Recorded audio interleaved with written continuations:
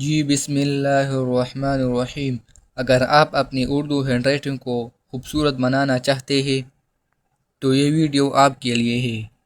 میں آپ کو 3 باتیں بتاؤں گا، ان 3 باتوں پر عمل کر کے آپ اپنے اردو ہینڈ رائٹنگ کو خوبصورت کر سکتے ہیں۔ اس میں پہلی بات یہ ہے، جب بھی آپ نے پیراگراف کو لکھنا ہے تو آپ کو پیراگراف کو اس طرح لکھنا ہے کہ آپ نے جملے کو اوپر نیچے یا جو لفظ آپ لکھتے ہیں پیراگراف میں، تو آپ نے پیراگراف میں ایک لفظ چھوٹا یا بڑا یا اوپر نیچے آپ نے اس طرح نہیں کرنا، آپ نے ایک ہی طرح جانا ہے۔ تو میں آپ کو ایگزامپل کے لیے ایک جملہ لکھتا ہوں، پھر ہم آگے بات کریں گے۔ تو یہ دیکھیں، میں نے ایک جملہ لکھ لیا ہے۔ میں ابھی آپ کو کچھ باتیں اس میں بتاؤں گا۔ پہلی بات اس میں یہ ہے، میں نے کتنی لائنوں کو ٹچ کیا ہے، 1 2 3۔ میں نے 3 لائنوں کو ٹچ کیا ہے، بس میں اس میں لکھوں گا۔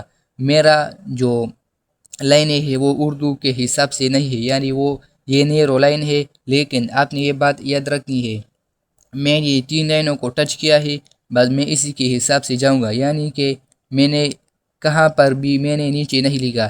یہ جو نقطے ہیں اوپر نیچے کر سکتے ہیں، لیکن آپ دیکھ سکتے ہیں میرے جملے ایک ساتھ ہی ہیں، یعنی سائز میں تقریباً ٹھیک ہی ہے۔ فارمیشن کی بات میں نہیں کر رہا۔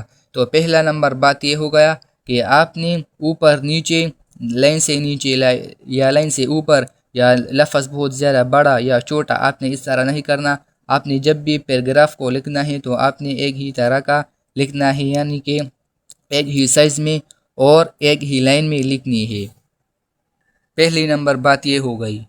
اور دوسرا نمبر پوائنٹ یہ ہے کہ آپ اس طرح کرتے ہیں، آپ نے جب بھی ایک لفظ لکھ لیا تو دوسرے لفظ کے درمیان آپ اس طرح فاصلہ چھوڑ دیتے ہیں کہ بہت زیادہ ہوتا ہے، اور پھر جب آپ تیسرا لفظ لکھتے ہیں تو فاصلہ بہت زیادہ کم ہوتا ہے، یعنی کہ اگر آپ اس طرح لکھتے ہیں،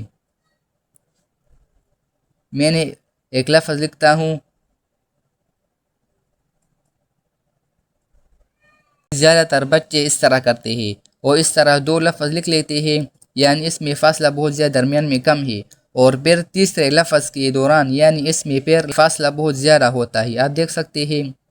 تو بچے اس طرح کرتے ہیں تو یہ خوبصورت نہیں بنتا۔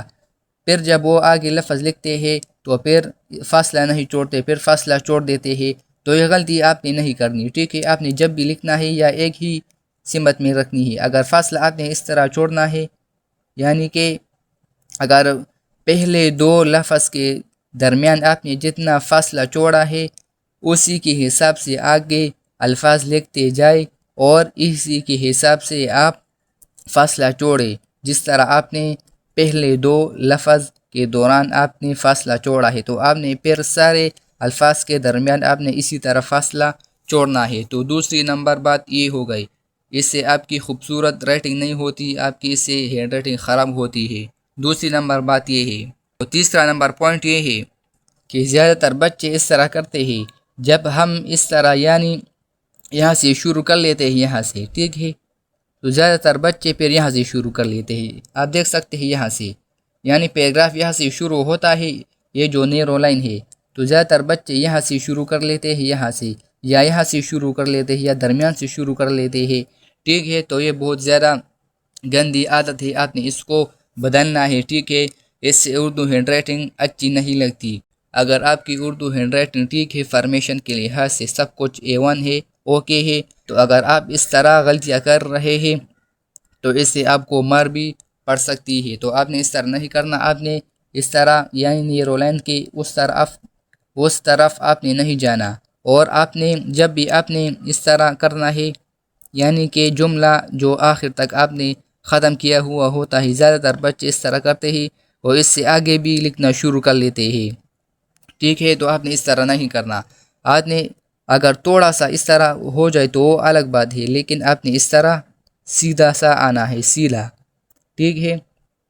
آپ نے نہ تو باہر اس طرح کرنا ہے، نہ اندر کرنا ہے، نہ لفظ کو آپ نے بہت زیادہ بڑا کرنا ہے، ٹھیک ہے؟